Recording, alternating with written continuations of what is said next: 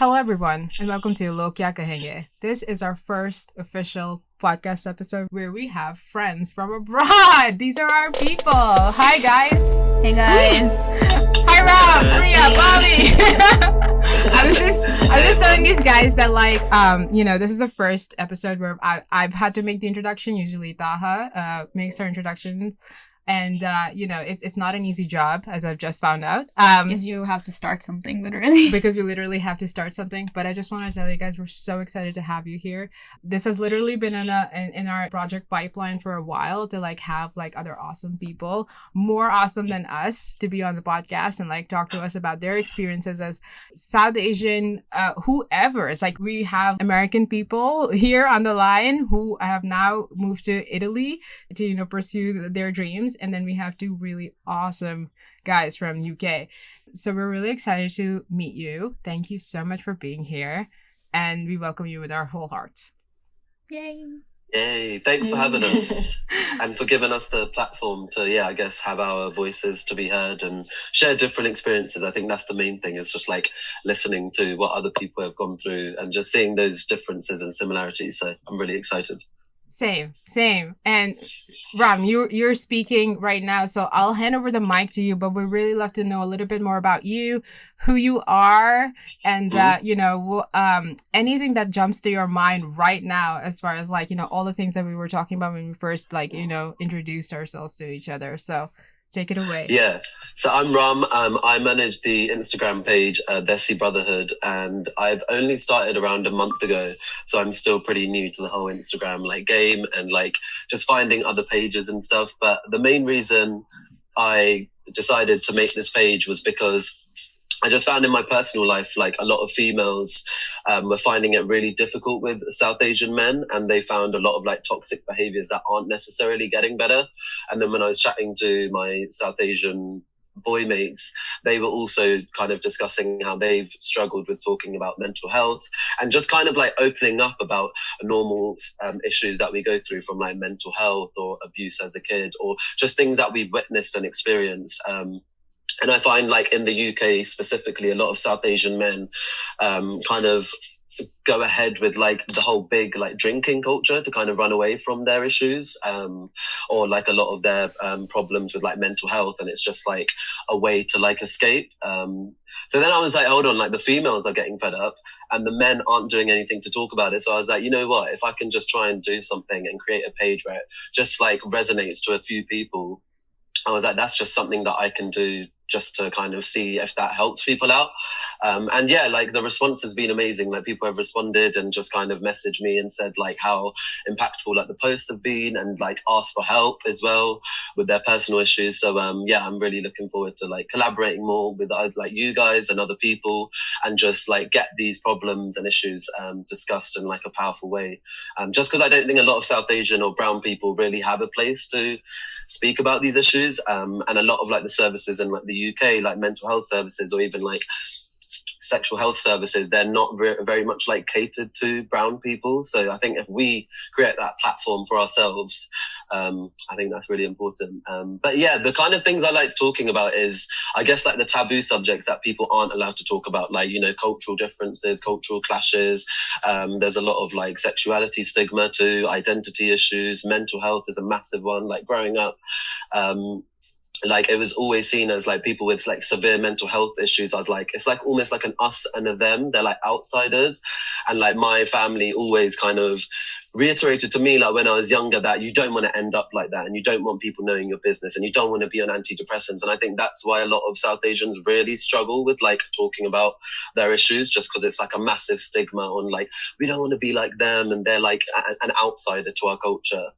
So it's not embraced enough and talked about enough. And I think a lot of generational trauma is the reason why these days people with a dual heritage struggle a lot. So those are the kind of things I like to talk about.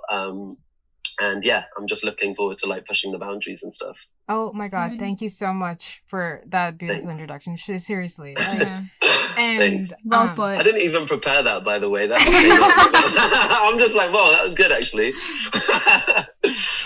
We were just talking to Bobby about prepared content, or thought about content, and how sometimes that's really not what resonates with people. Yeah. So the fact that, all of that was original and like, it was from you. So thank you. Priya, Yeah, thanks. how about you? Yeah. So I actually created the blog and account Second Gen Daisy about a month ago, similar to Rom.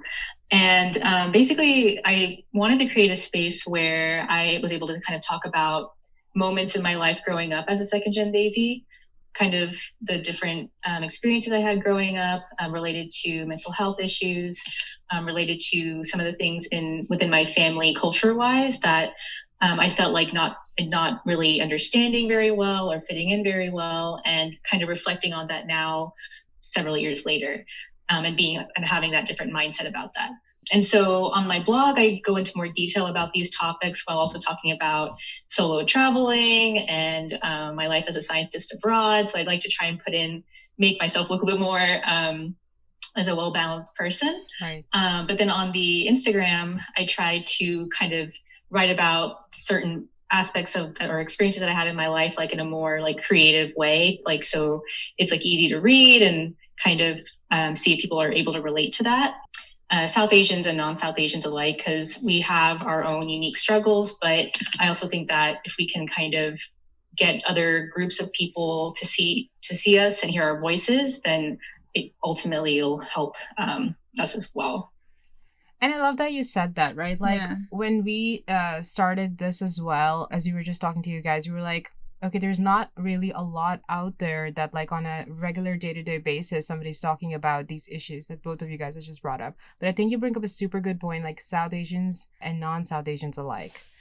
Because one of the first things that we found out when we started putting out all these like, initial episodes and stuff like that was also like, we were getting these messages from like, people from the Hispanic community, people from the Black community, right? A lot of other people can like relate to just the same content, just the same topics. And then like, and one, specific overlap that we saw was like from the Asian community, like a lot of so much where it's like when we talked about no creative careers as seen as a real career, or like being children of immigrants, that was a big one. Very big one. Or even like perfectionism again. It's like expectations and being perfectionists are something that is, I guess, part of our DNA. So like, I love that you said that it's, it's for both. Yeah. But also the reason we're gathered here today is because like, we never made real South Asian friends because we've always come from this thing of like, do your own thing. You're on your own. Be like an independent, like be this closed off person. And so like, this itself is a journey for us, not only our podcast, but also like having people like you and making these connections. I feel like I've known you guys forever now, which is really good.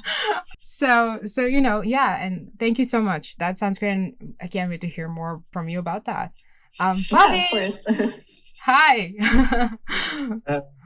Tell us about yourself and like, what made you start, your Instagram page and your experiences so far into like, why you're doing what you're doing.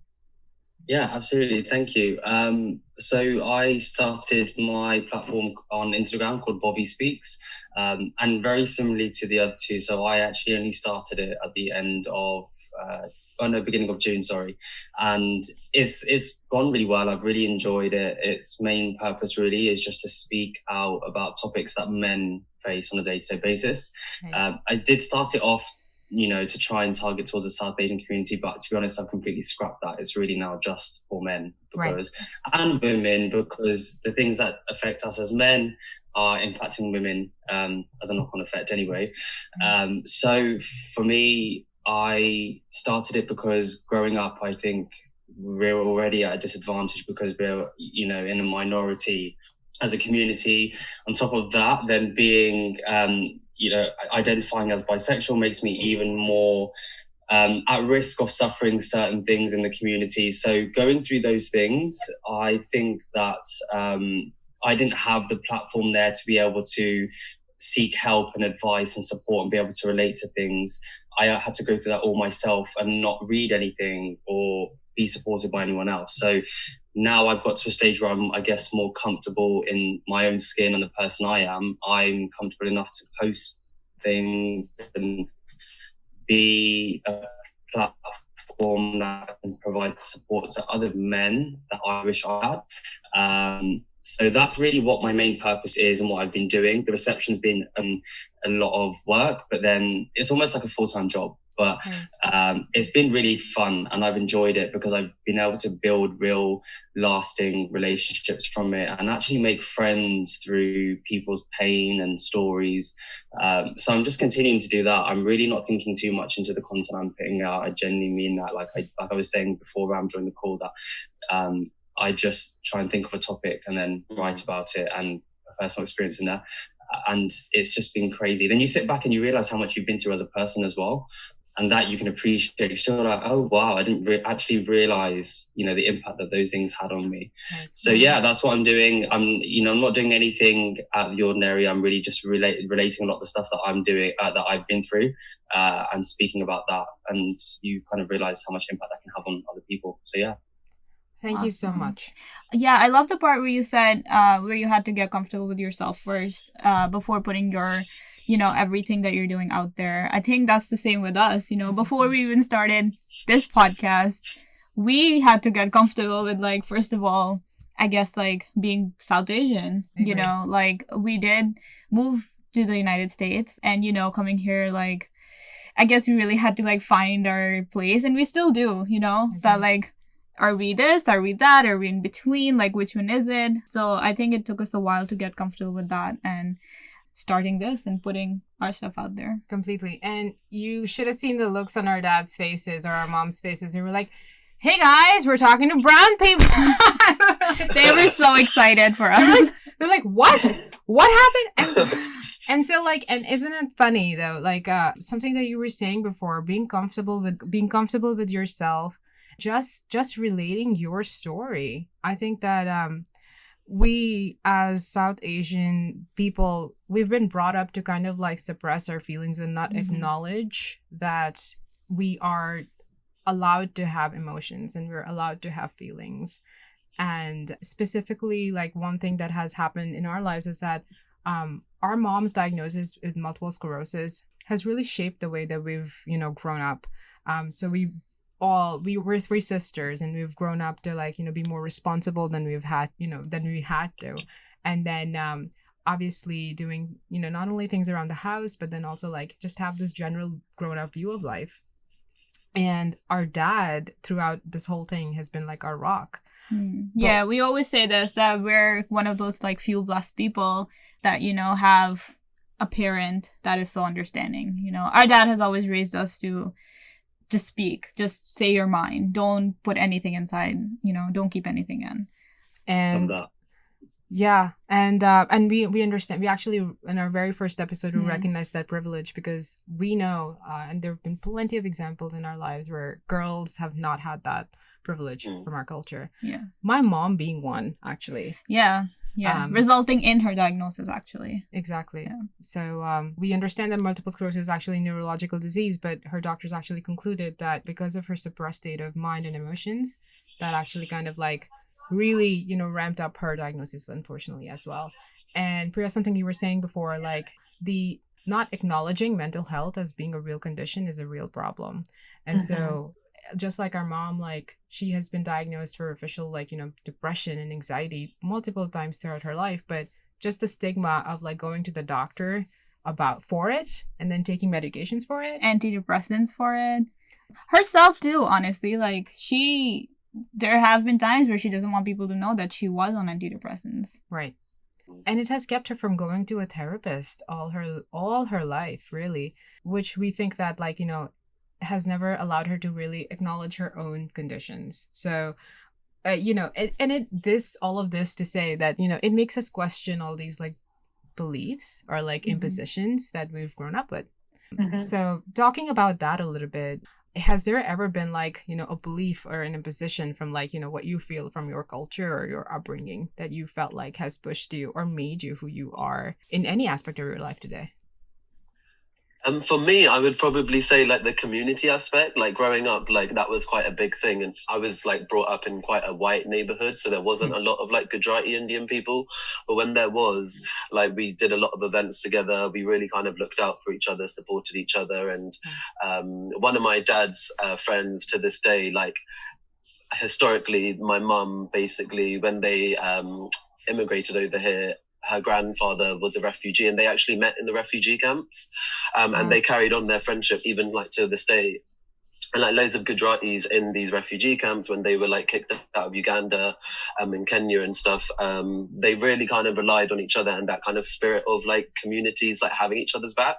So I think that definitely, because with Desi Brotherhood, like I've said before, like I want that to be like a community aspect. I want women, men, the older generation, the younger generation, all to have like a seat at the table, all to like have this conversation to really like challenge like taboo subjects. So I think that's one thing that's rubbed off on me, that in like a positive way, and like one thing that I'll always like value about Indian culture or South Asian culture. That's so nice, honestly. And like, how has your experience been so far? In like, we are always talking about this gap between like our parents don't understand us, our grandparents definitely don't get us. Oh yeah. So how have you like navigated that so far? I mean, I've always been like the troublemaker and like very like loud person in the family, and I like break the rules and stuff. So like they've just been really like shocked compared to like my other siblings, where they like did maybe things like the right way, or like my siblings were just a lot better at like hiding it, whereas I was like, I'm going out with this person, I'm doing this, I'm gonna get my eyebrow pierced, I'm gonna behave this way, and there's nothing you can do about it kind of thing. So I think they were just like, oh wow, we can't control this guy. But then again, it's like the privileges of like, if I was a female, that would not have happened.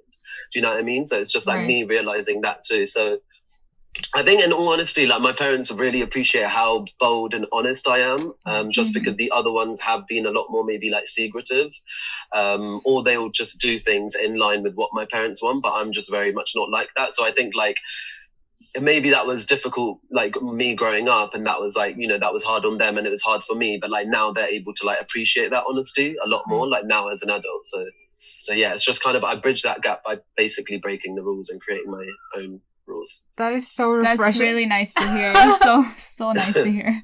That is so refreshing. And Priya, I wanna like, you know, ask you the same question. Like Ram did bring up a really good point. It's like, I understand that might have not been the case had I been a female. Any thoughts on that? And like, you know, if there's any one particular aspect that has shaped you to kind of like lead, you know, these decisions that you made in life? Yeah, I mean, I think, at least for me growing up, my parents immigrated to the US. Well, I guess my dad immigrated about 10 years before going back to India and marrying my mom and settling in the US. And so we were already kind of away from extended family. And then it got to a point where we were ending up moving from one part of the country to California. And my dad had the choice to settle down in like this huge Daisy community or find a place that was not so close. Right. And he ended up choosing that because he, in the end of the day, didn't really want us to be around such competitive cutthroat environment, because even though having those connections with people that are of the same culture have good aspects to them, they also comes with their not so good aspects. So I think for me growing up, I almost felt like I had to learn all these rules without no one telling me. And I was also very like a quiet child in public settings, because I didn't want to look like that loud, like, or get into trouble kind of kid. So there were a lot of things that I kind of assumed about Indian culture, but I really wasn't actually told by my parents, like, oh, this is what you need to do, this is what you need to be.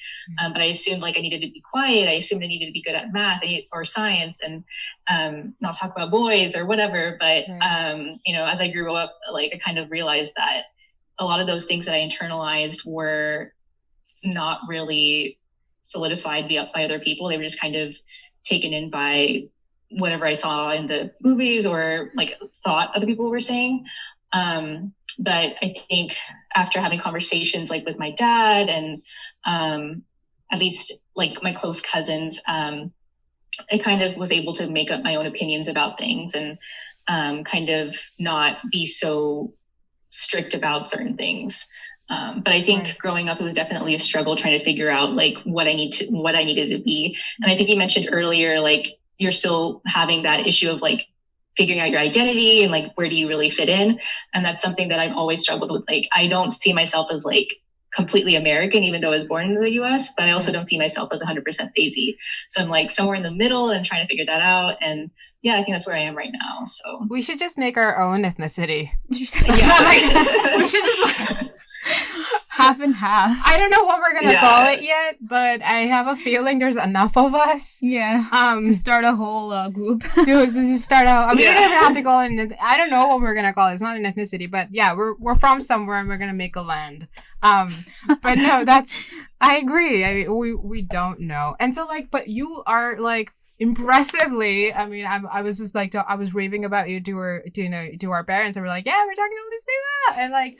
You're a scientist. And I myself actually I did a double major in bioscience and graphic design. That was like, my brain was like, what is going on for like 4 years? So I was not kind to myself. But like in the end, I ended up choosing design and like, really pursuing that in my master's and as creating digital products and like, services. And then of course, designing like environments for people. But I had to fight a lot for that. And the same over here, especially as like, I'm 25 and like, aunties and uncles are like always asking, like when was this? I think it was like last year where like I was sitting on the dining table with my mom and my dad and this random auntie just calls up my dad. And he goes like, and she goes like, and I know something's happening because I can see this like mischievous grin on my dad's face. And my dad is like the kind of person who's like, he's like, he likes to play. He's like, yeah, I know what's going on. Like, I'll like give this person whatever they want.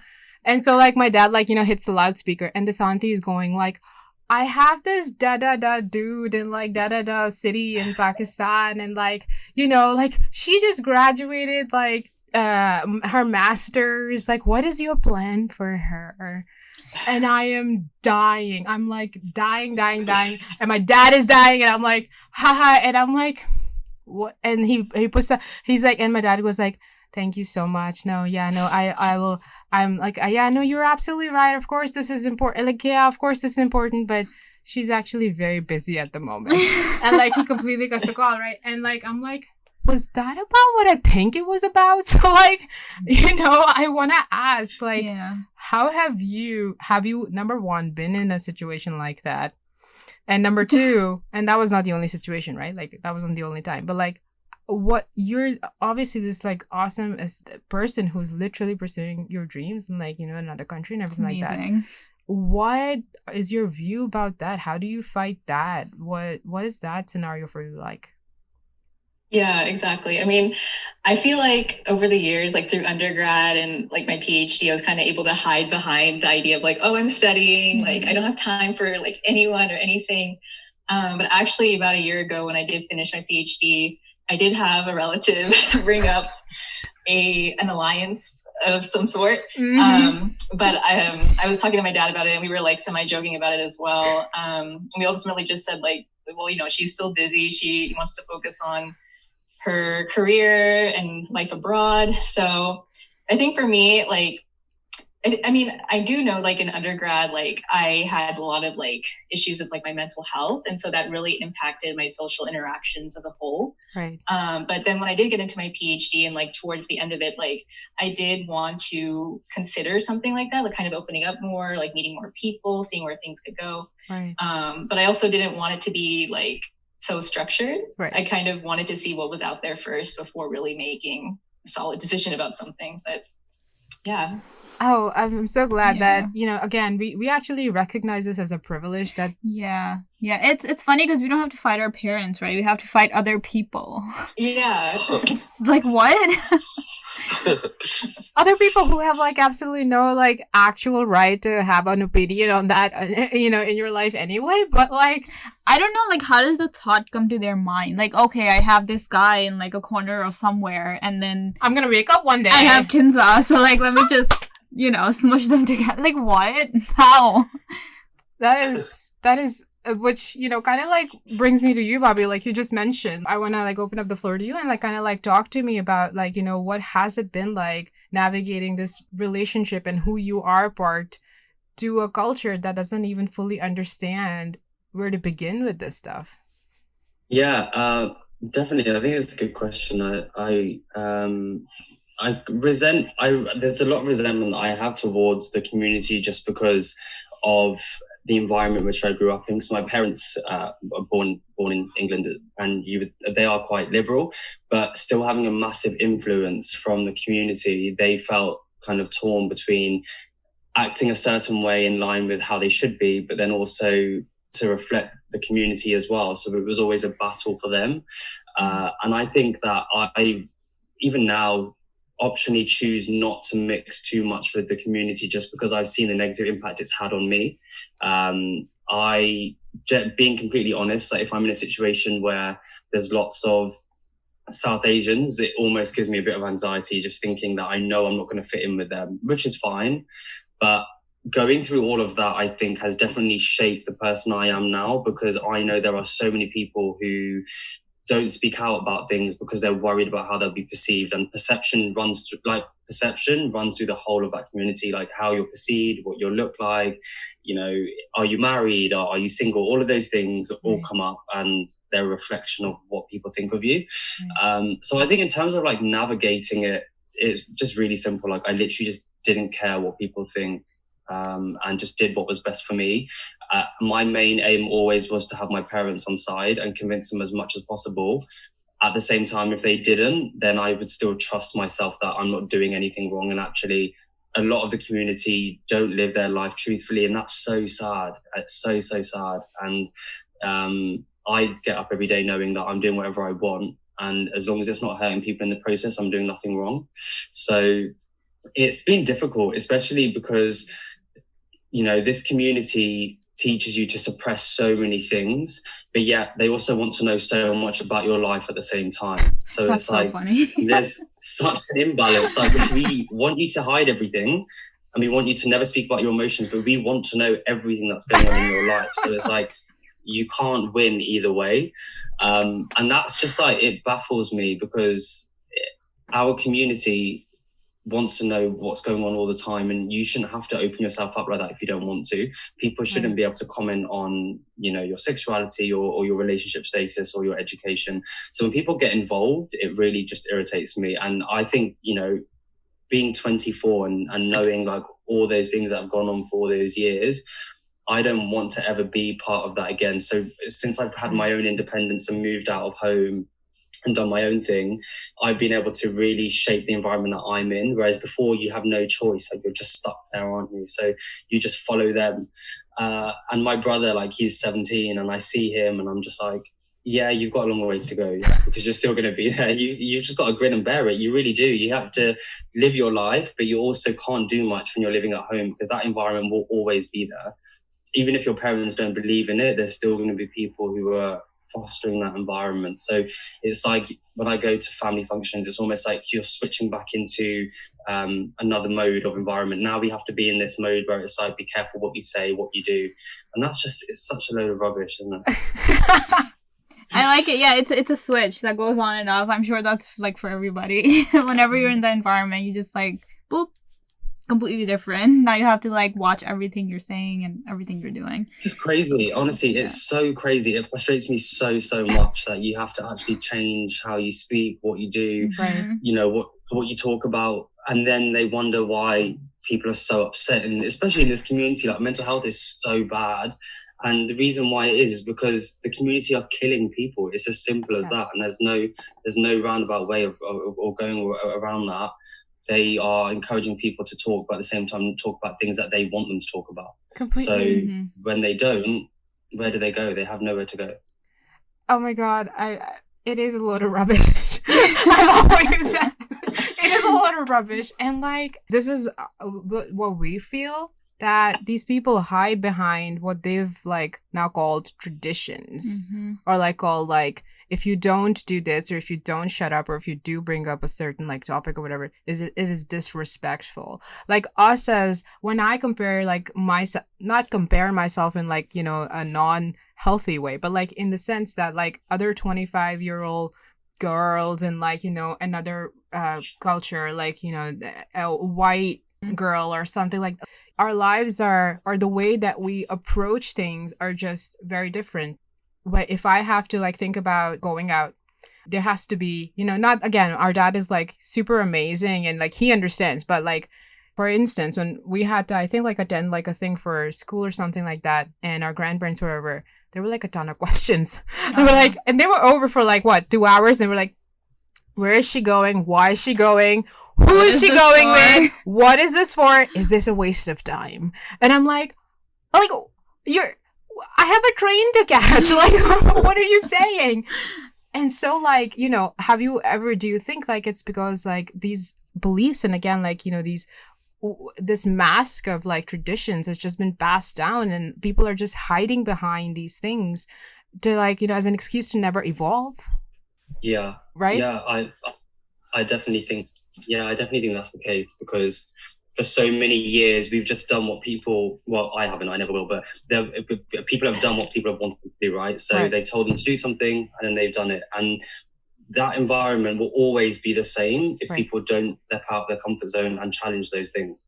So yes, there are things that are, you know, you finish university and then it's like, okay, well, culturally, the next milestone is to get married, and then the next milestone is to get a house, and the next milestone is to have kids. So if people are doing those because they feel the pressures of doing those, then, and they're doing it to basically keep everyone happy, then that environment will always be there. It will never change. But then when people are actually challenging the status quo and going about their life in the way they want to live their life, then eventually when we have our kids and generations past us, then they'll be able to do whatever they want. So I definitely think there are things that they expect you to do. Like they expect, you know, the whole culture expects you to be born and be heterosexual. Of course, you would never be anything else. Of course you wouldn't. Like, you're just born heterosexual. Like, that's it. So there's things that you can never speak about. But if you want to kind of see that change, you have to do it yourself. You have to step out of your comfort zone. Right. Yeah. And for us, I think that was as simple as it sounds, getting into creative fields, right? Like for our grandparents, the only grandkids that they, you know, are proud of are the ones that are radiologists or dentists or pharmacists, you know. And to this day, after like so many years of schooling, they still don't know what we really do. So yeah, for us, like changing and breaking the rules was literally schooling, like what we're going in for. Yeah. And they have no clue why we talk to people from they're like, who do you have a call? Like, why are you calling people? I'm like, how do I even begin explaining? I'm like, So how do I tell you? How do we tell you that this is a real thing that people do? But, you know, I think all of you guys, we're just so, like, we're sitting here in awe of you guys, and like seeing 3 other amazing people saying, I decided to be the change. I decided to break the cycle. I decided this BS was enough. This is a load of rubbish. I love that. I'm literally going to put it on a shirt and wear it all day long. So thank you for doing that. Like literally just taking a moment here and being grateful for like bringing your perspective to the world.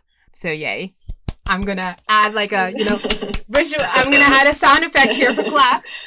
And I know that we're going to have like we're going to have following episodes where we talk to you guys one-on-one on like plenty of things in detail. So like, you know, stay tuned guys for that. Yeah. But, you know, I want to, you know, since this is a kind of like an umbrella episode, I do want to shift the lens a little bit to like, you know, talking about mental health in general. I don't want to say like, you know, how did we get here? I just want to ask like, why are we not getting there fast enough? Is there any like, what are some of the barriers that you guys are seeing even as you navigate through your own journey and like, you know, talking to more people about it, looking at, let's see, we go to a family dinner and we come back with like needing a week's worth of self-care, you know? So like, what has been your understanding so far? Why aren't we getting there faster enough? While the rest of the world seems to understand what mental health is, seems to recognize that, you know, depression and anxiety are a condition that need to be treated. And like just the ability to express yourself openly. Why do you think those things are a thing in our culture still? I think just from my perspective of what I've seen, it's very much like mental health was probably like not their first priority, like from my parents' generation. Like they had to survive, they had to be financially stable, they had 4 kids, they had a family to feed in the village, and like whether they're upset or not feeling good or not getting treated for their undiagnosed mental health issues, it's like that's the last thing on their list. So I think it comes from that. It's like they've got, South Asians have so many other issues in surviving, especially with like my parents' generation. Like that's what it was. It was about surviving, like building your own business, helping your families. And it was just like everybody was in that survival mode. Whereas now when like the young generation want to talk about mental health, they're like, well, we never talked about it. So like, you know, we never got that treatment. So why do you guys need to do it? We just, you know, kind of hustled and bustled and dealt with it. And I think that's what the gap is. It's like because they didn't make it a priority, but they did suffer from it, but they just didn't have time to really talk about it.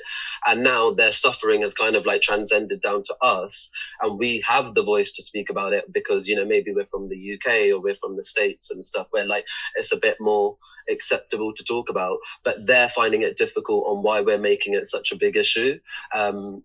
And like, I just remember even when I like traveled India and I went to see my family in the village for like a month, there was always that kind of, I guess, like jealousy between like the older generation, the younger generation, like, well, you didn't have it as bad as me. Like you didn't have it as hard as me. And it was like, even like the older generation would tell like my cousins who are like 18 and 20 and they have to get arranged marriages. They were like, well, that's good because I got married at 17. So I'm giving you those 3 years. Like, imagine what it's like for me. And I think it is like a bit like resentment. So like when you do talk about these things, it's like, well, I didn't have time to think about it. I didn't have time to worry about it. So do you know what I mean? I think it's just like that whole idea of like bridging that gap and being like, yeah, you didn't have the time to talk about it, but like maybe now is the time. And I think they're like, well, I'm 60 now. I've got no problems to deal with it like now.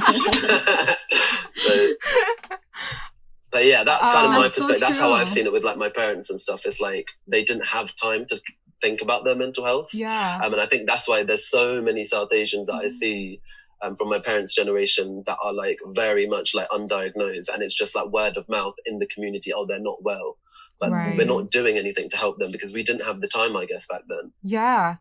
And like, I want to ask, like, so when you're met with like, you know, oh, I didn't have the time back then, or why is it such a big deal for you? How do you like find yourself like not just going like you're crazy and like, you know, what is has become your like response to this? Be like, now that we're adults. Yeah, I mean, I guess like my response is like bringing up examples like where people have been seriously like affected by it and like the long-term like implications of that, and then explain to them like how when I've spoken to like other South Asian like people my age, it's like a really big prominent issue, and I think it's like that disconnect, like, well, within my family anyway, it's like there's always been that gap of like they don't really know me and I don't really know them, and it's kind of like we're still trying to like really understand each other, and now getting older I'm able to like respect them a bit more compared to when I was a kid. I was just like very much like an alien concept between being Indian and my family. So I think it's that. And like with me, I mean, I don't know if it's easier, but I like to have these conversations and I like to push the boundaries. And when like you have that what's it called, like that annoying auntie or uncle that comes round, I purposely say things to make them feel uncomfortable because I want I want to see their reaction and I want to see like how they'll respond, because I'm like, you know what, the only way things are going to get better if you get a bit uncomfortable with certain conversations. So like even in India with my cousins, they're like 14, 18, but we all know like they have a big like hypersexual problem there. I started talking to them openly about sex and saying like, you know, consensual sex in the UK and relationships and stuff, and they were just like so shocked. But you could tell like they found it so like healthy, like finally somebody's talking about it. So but that's me personally, like not everybody's going to have the confidence to say that to an auntie, uncle, or like to their family. So yeah, it's a difficult one. Oh, thank you for saying all of the above. No, I love the part where you said that like saying something in front of like these aunties and uncles just to make them feel uncomfortable. Their reaction is just the best. They just don't know what to say. They don't know what to say. They look around the room, they look at my mum and dad, and I'm like, they know me. You gotta know me now. So same here. Same here. We completely agree. Priya, Bobby, like, what are you guys saying? Why do you think we're not there yet? I mean, I think when I look at my parents' generation, it's really interesting because, like my dad, like over the years, he was telling me like he really did not know what the mental illness was until he came to the US. And to me, that's really shocking because I'm pretty sure mental illness was pretty rampant back then as much as it is now, Right. if not more. But on the other hand, on my mother's side, she has a mental illness, and her brother also had a mental illness. But in the case of her brother, it occurred like super early in his life. And at least from what I've been told or have seen, a lot of that was really kept private. And it was almost seen as if he was this secret in the family. And whereas with my mom, we really didn't see the signs for her mental illness until when I was like in adolescence. And Right. so, and even with her, it was just one of those things where my dad was very private about it. He did not want to really open up to other people or other relatives. Right. Even talking to other relatives about why we couldn't invite them to the house was like a huge deal, because they would say, okay, but then go behind our back and say to other people, oh, you know, my dad didn't invite so-and-so to his house when my daughter was visiting or something like that. So, you know, keeping that as a secret, like growing up, to me, it just felt really wrong. It felt like, why are we hiding this? Why can't we tell people the truth? And I think another issue is just the fact that mental illness in the South Asian community is just kind of like, I think what Ron was saying earlier, is just kind of like an afterthought. Right. Something that is not really seen as a priority, or something that's just part of life. And then I think all of at least with my environment and my parents and things like that, I think that also kind of triggered my own mental issues growing up, because I did suffer from depression. I did develop an eating disorder. But one of the things I remember in the initial years of my eating disorder was the fact that even my own father at the time, like, didn't really see it as a big deal. I remember him saying like, oh, you know, girls like you don't get that. And I'm like, you know, you're literally saying that, like, you're making this implication that, you know, this is not a brown girl problem or something like that. But I mean, over the years, he learned what it was and that it was a real issue. And, you know, he was a huge help in my recovery. But I think, and I mean, compared to where we were now, compared to where we were before, I think we're doing a lot better, but there's so many more things that we need to do to improve. But I think the people here, and also just reaching out and developing that community and making sure that we raise this issue and put it on the pedestal it needs to be put on, is like a good step in the right direction. Oh, I completely agree. Yeah. And you know, it does start within like our parents, really. You know, just like so now that, like, because of this pandemic, you know, our therapy sessions are online. You know, every Friday when I do have my therapy session, you know, first, like, with my dad, he was like, oh, like, what are you doing? Like, is it a doctor's appointment? Like, what is it? And like, slowly by slowly, like, we had to like ease him into like what this therapy session is. And then I remember one time I came out of it, and he was like right in the basement, and he's like, oh, so what did you guys talk about? Like, you know, what kind of personal things? And I was like, you know, just things. And then he's like, well, you know, you go to a therapist because you want to talk about personal things. Like, he wasn't like, you know, he wasn't like interrupting in like my therapy, but like he wanted to know more about it. I guess he was like curious. So it's nice to like see when parents are curious but not pushing you too much, and, you know, kind of understanding what we're trying to do. Oh, I agree. And like, I think our parents are like so funny, and I feel like a little fragile. It's like they wanna know more, and then they're like, no, everything is fine. And then they wanna know more, and they're like, no, everything is fine. It's like we're living at like this really fine balance. I'm talking about like our adults in general. They're so used to the norm and the normalcy and like what that looks like, that any of that, like, just like that balance is interrupted, and they're like, whoa, what's happening? And then, you know, they want to bring it back. And so completely agree. Like, when I was telling you that in the first year of my master's, I, you know, was suffering from panic attacks and stuff like that.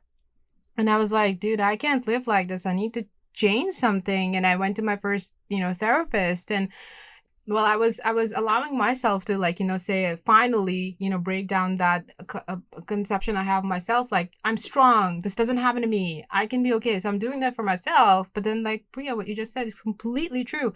I was doing that for my dad as well, who's always seen me like the strong person, who knows that he can depend on me. And, like, you know, he knows that I'm like always structured. I have the answers and da-da-da-da-da. And now he's seeing this person go to another like person and actually paying to talk to this person. So those are like foreign concepts that I feel like, you know, there's a gap when it comes to our older generation that they don't understand.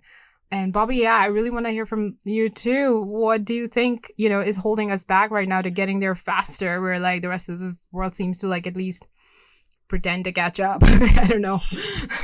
Yeah, I think it definitely comes from the fact that in the South Asian community, most of the families are led by a male figure. So coming from that, where men typically suppress their feelings anyway, Right. that's being passed down into families. So, in a patriarchal family, if you think about the fact that a dad is typically going to hide his emotions, which then his wife will then feel that she can't speak about her emotions, which then instills in the kids that they shouldn't speak about their emotions. And then that just gets passed down further and further and further.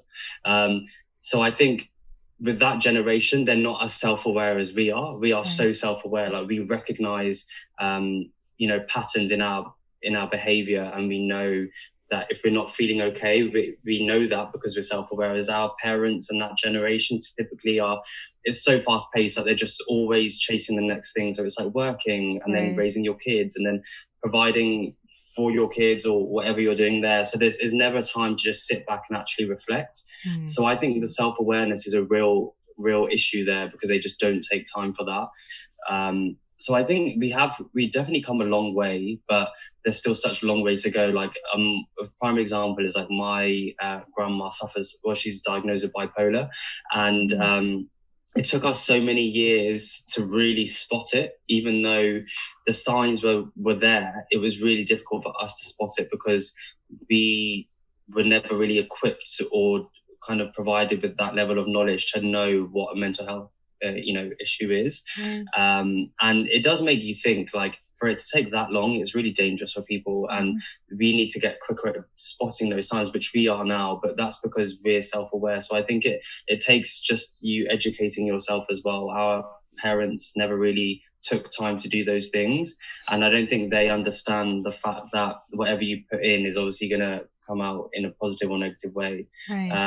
So that's really important, and I think we understand ourselves so well, which is why we're kind of able to do that. And it's quite sad when you think about it, that like I think with parents, you end up parenting them as you get older. So it's like they parent you, but then my mum will like come to me for advice, and I'm almost a parent now, and she's a child, and I'm reassuring her, and I'm teaching her, and I'm taking her on a journey. And she will sometimes ring me and just say, like, I've learned so much from what you've been speaking about today. Or she'll listen to my podcast, and she listened to the last episode and was like, I really learned so much about this. And it was like, for those tables to turn and your parents to learn off you is when the generations will change. Oh my God. That's so awesome. That is so awesome. And we completely agree, like, the roles switch. And I think that that's like a perfect segue into like what I was going to ask you guys next is like, we're learning about ourselves, like we said, who we are, what is that new identity look like, all of that stuff. And one of the aspects in there is like, who do we become as we like grow up, and who do we become to our parents? Because our relationship has obviously definitely evolved to like being more of like friends. Yeah, right? Definitely. Rather than, and I think that has been actually very key in them like understanding that when we explained what therapy is, when we explain what a podcast is, when we explain why we do things, and I don't want to go to that relative's house because they make me absolutely so mad, and I cannot agree with them on a single thing and sit down and have dinner with them because that's not happening. So like, they understand. Yeah. They understand now. So like, I want to ask, like, part of this podcast has always been, we recognize things, what we can contribute to and change in like, in breaking that vicious cycle. But like, there are certain things definitely that we know that we want to learn more about as well. So we often find ourselves like checking ourselves and saying like, oh, is this the right thing? Is there better knowledge about it there, etc.? Because we do believe that like, awareness and growth comes from the fact that like, hey, I could be wrong about this and I need to learn more about this. So, I'll start, and I want to like ask you guys, especially in the context of being South Asians and having been born and raised in other cultures, especially moving from Pakistan, we didn't have enough knowledge about like the LGBTQ plus community, or like, you know, issues about what they face, or even like skin color, or, you know, it wasn't an issue. Like race wasn't an issue for us living in Pakistan. More like colorism and classism was. So our perspectives have had to change, and we've had to learn about things that we definitely previously, well, number one, some things are just completely like censored off, right, from your education if you're living in another country. But like, you know, there were definitely things that we are censored from in our culture as well, even if you're like living elsewhere. So like, do you guys find yourself in a situation where like, I would like to learn a little bit more about this because I'm not educated enough and I'm really curious? So like, any thoughts on that? Yeah, I guess for me it was more because I was from that white neighborhood in Brighton.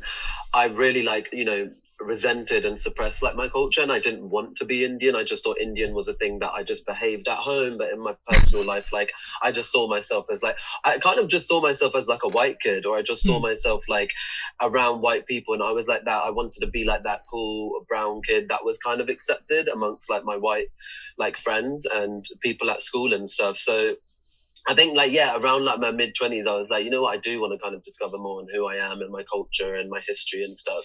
And my dad did do a good job at kind of reminding us of our culture and like making us like go through the Mahabharata like a million times and stuff.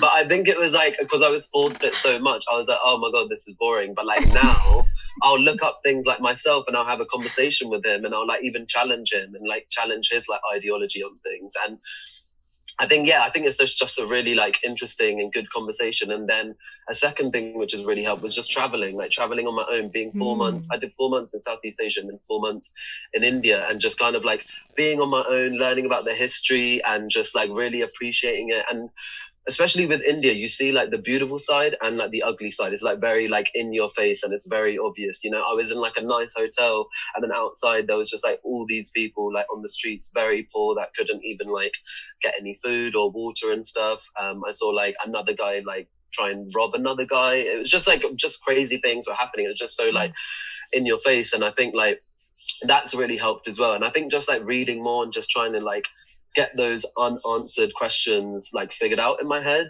And there's just things that I'll like, I guess just like little things that I'll take from each like culture or each like, I don't know, scripture or stories from Hinduism that I'll appreciate. And it's kind of my choice and how I kind of, I guess, like take that in. But I think, yeah, having that conversation with my parents and talking to my grandparents, trying to listen to their struggles and, yeah, their stories and stuff has definitely helped. How nice. And I like that you brought up religion too. Like that's like a like a whole another, I feel like, field, right? Like, yeah, no idea, because I feel like sometimes a lot of this stuff, people have like weird interpretations of like what their particular religion says, and then layer that on top of all the toxicity that's already going on. So exactly. like, so yeah, because I mean, like being from this like white neighborhood, I mean, I only really discovered more about Indian culture like around like, you know, my 20s and stuff. So I feel like being Indian I'm like 8 years old and being Indian because I'm 28 now. So I'm just like, I was like white for like 20 years and now I'm like Indian for 8 years, and now I'm like discovering all this stuff. And like what I was telling you guys before is like, now that I have been getting into it, like the younger generation, like my siblings will try and like take the piss out of me and be like, you're such a freshie. But when I was 14, I was like seen as this coconut. So it's like sometimes you can never win, but I'm just happy on like my journey in like discovering and learning. That's things, really so. nice.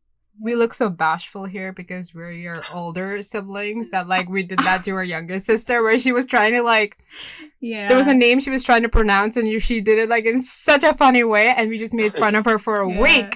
We do that to all of her words, but obviously that's not to discourage her or anything. It's really cute that she does try, because she did, you know, she was 6 when we got here, right? Right. Yeah. So she basically, you know, did her elementary school and everything here. So she considers herself pretty white, but then she does try. Yeah. She really tries hard with the culture, and it's cute, but it's funny, so we have to make fun of her.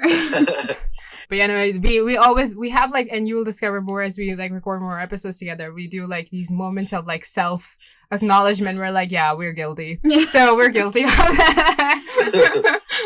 But no, thank you. Priya, what do you think? Especially as we're asking this question, we would love like, hear you guys. We would love to bring more people in that there are more of us out there. So we would like to bring in more people, we want to learn from. So we're really curious what you find yourself wondering about or curious about that you want to learn. Yeah, I mean, for me, I always felt like I got bits and pieces of the culture growing up. I mean, because there was so much stuff going on within the family, there was really no structure in my learning. Like, for example, I would say I'm not fluent in my mother tongue, which is Tamil. I do understand it, but it's difficult for me to speak it fluently even right now.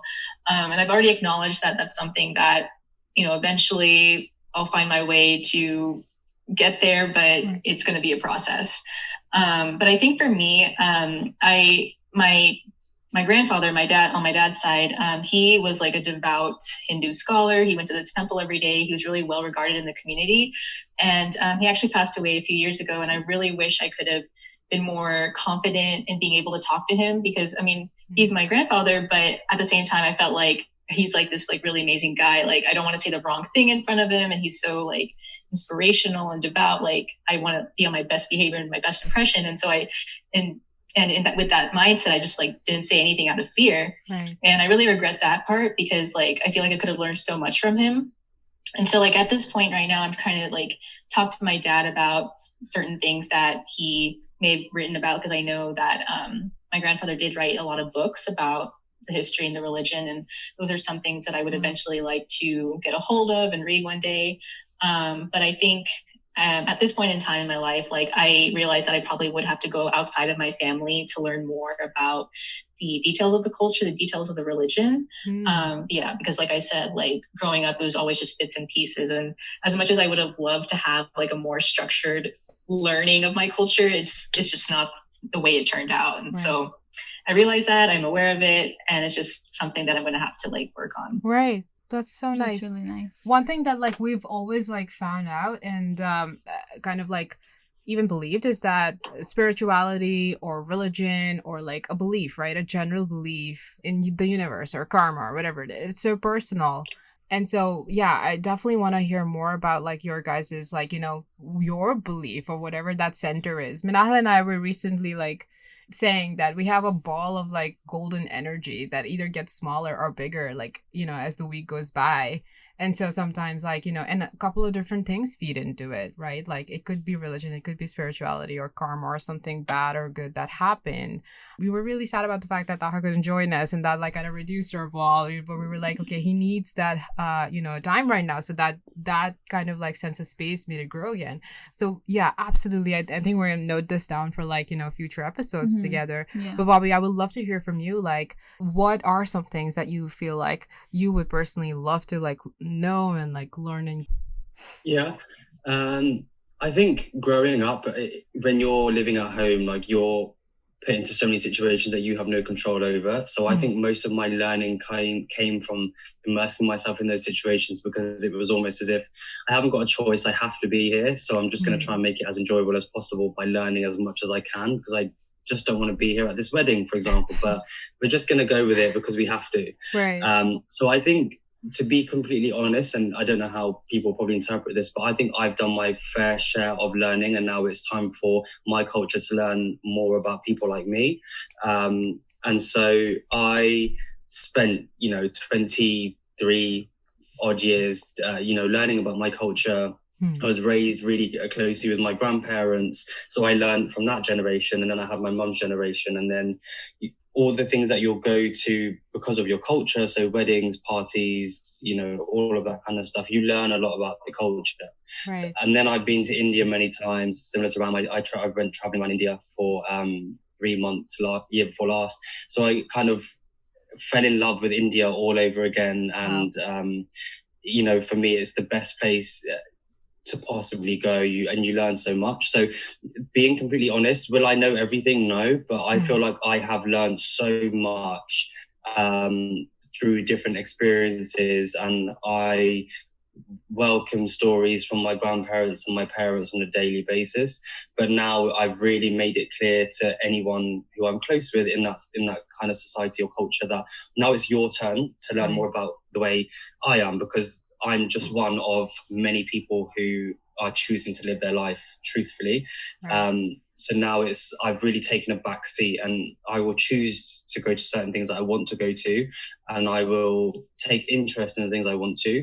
But at the same time, I'm very much pushing on my family to learn more about me and how I think, because I think it needs to be reciprocated. Because I think so many of us start to sometimes get into situations where we resent the culture because it's a lot of pressure.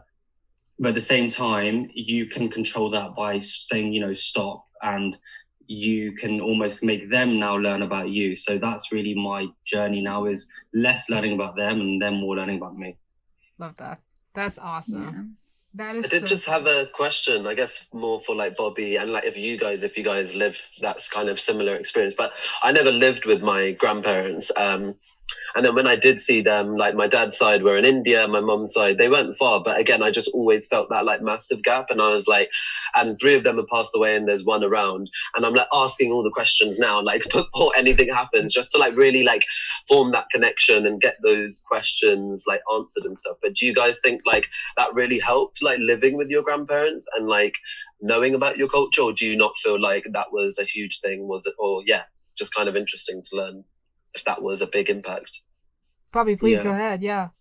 Oh my God, huge. I absolutely love my grandparents. They're like the best thing ever. Like I would kill for them. I would love them more than my own parents. They're just amazing. And I think they give you everything that you need that your parents can't always give, because they can almost keep you but then return you back to your parents. So it's that mutual understanding that they haven't got all responsibility over you. So like I'm really close with my mum's parents. My grandfather actually passed away in February, which was the worst thing that anyone can ever go through, especially because we pretty much live. There's 10 grandkids. We pretty much lived with my grandparents growing up. They raised us. We used to go to India with them, and they lived here. We speak 3 times. Well, I speak with my grandma like 2-3 times a day. We FaceTime, so we're really close. So that's definitely taught me a lot, because I learned Punjabi straight away, because living with them, they don't speak a word of English. So I learned Punjabi there, learned how to make Punjabi food through that, learned more about my religion, because they would take me to the Gurdwara. Obviously, they have no choice. They would just take me. So you're going there, that when they're praying, you're there. So all of that I just learned, and I would never have learned half of that at home, because my mom's from here, so her experiences are very different. And my grandparents have shaped everything. I wouldn't be where I am now. Like my work ethic, just my dedication, and all of that has come from them. So I think for me, definitely, I think grandparents are honestly like the best people ever. Like I love them. So yeah, that's really cool.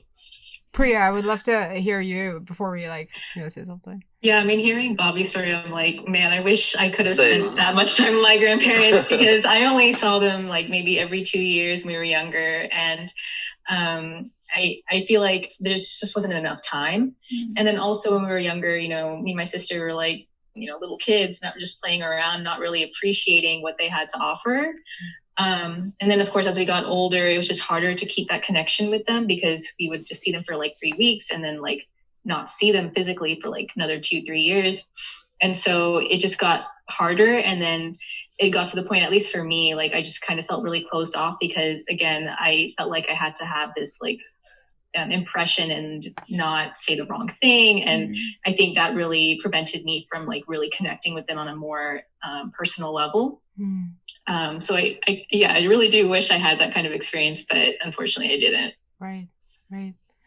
Yeah, same for me. I didn't really like have that experience, but yeah, like listening to you guys, I'm like, oh, that sounds amazing. And I've seen like my cousins that did live with the grandparents, and like they are a lot more like cultured, and I think like just a lot more confident on who they are and like their identity and stuff. And like when my grandparents passed away, like obviously I was sad, but there was that still gap where I was like, but who are they? And did I know them well enough? And I was more sad for my parents because they were upset rather than maybe emotionally for me, just because I had that gap. And then like now in my 20s, and they're like, yeah, your granddad did this, or he was this like amazing guy that did this. I'm like, oh really? And I'm like, crap, I didn't know any of this like when I was younger, and it's like a missed opportunity. But yeah, you learn and you grow. Right. Yeah. Oh, yeah, I hear you. I feel like We're half and half. Yeah.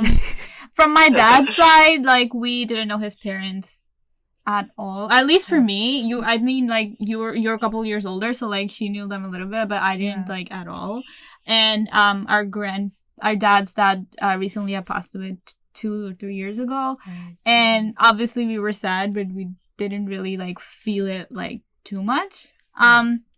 And now we hear like all these things that like, you know, he was a great artist, and he made all these paintings and wrote all these books, and we were like, oh my God, like I wish we knew him. But then like my mom's side, her parents, we basically grew up with them, you know, and they are like 30 minutes away from us, and it's like the best thing ever. And recently, like, I've developed like a deeper connection with them. Since like Corona happened, I like stayed with them a couple of weeks, like here and there, and they're just the best. I've gotten to know them like so much better. I didn't even know that was like possible.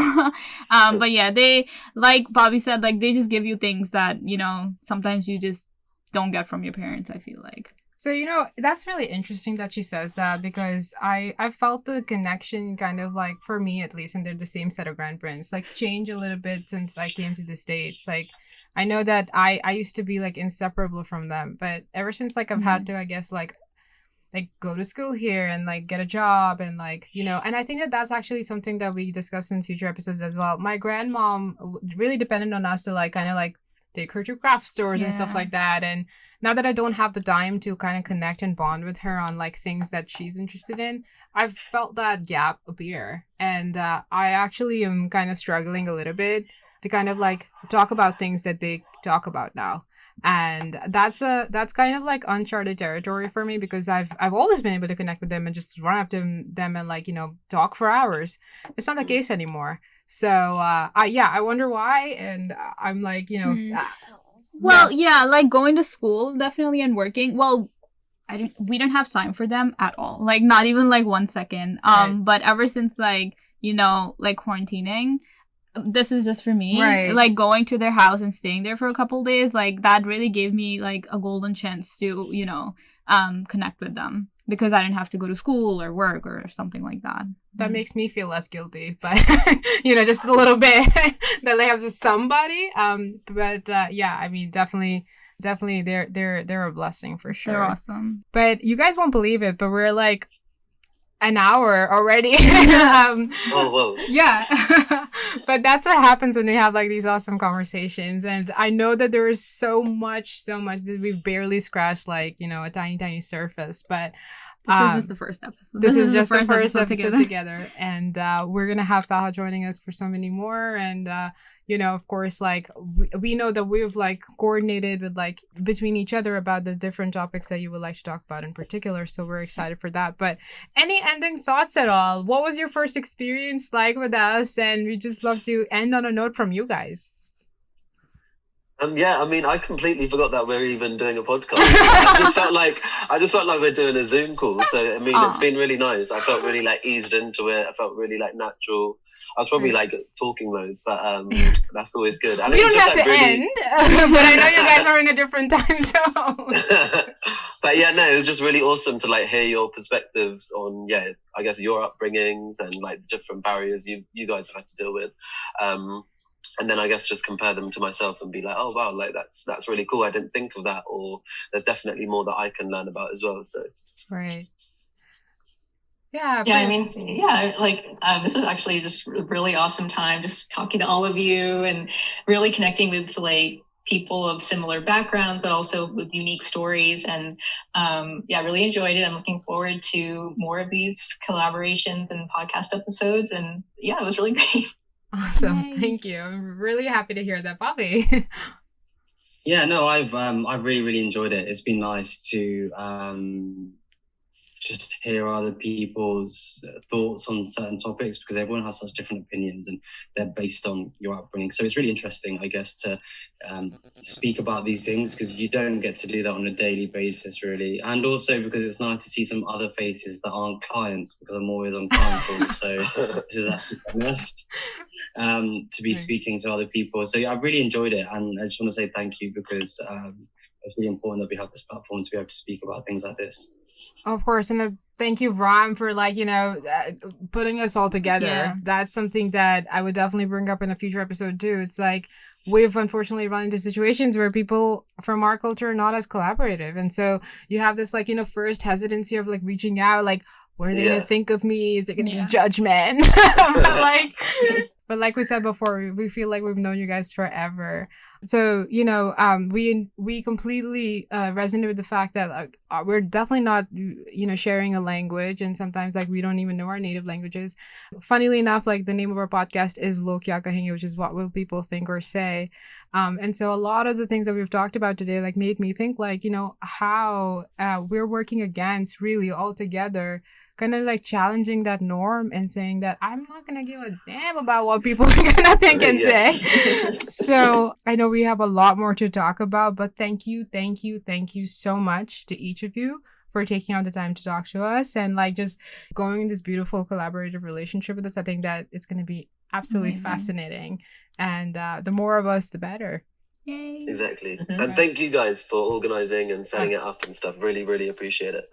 Thank you. We're so excited for this to come out, and we love you so much.